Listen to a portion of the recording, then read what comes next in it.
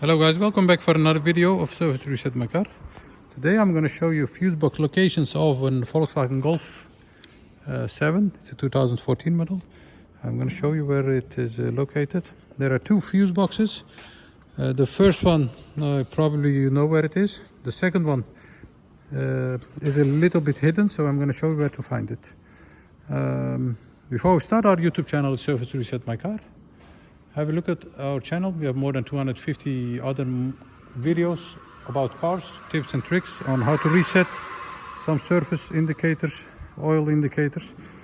Any questions, any comments, use the comment area and I'll get back to you as soon as possible. Okay, as I mentioned before, there are two fuse box locations. First of all, the first one is the exterior fuse box location. It's under the engine hood, so you have to open the engine. And on the right side over here you have to press both sides, this side and that side.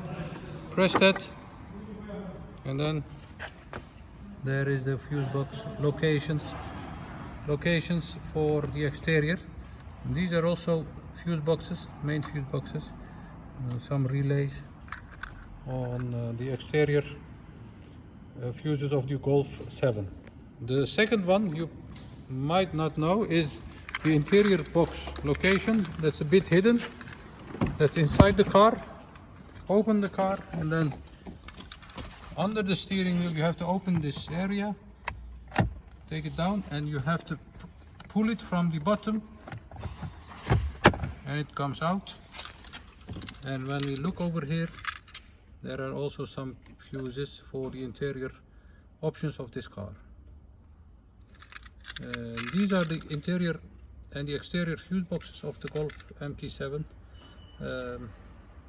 Any questions, any comments I'd like to hear on the comment area. See you next time with another video. Bye bye.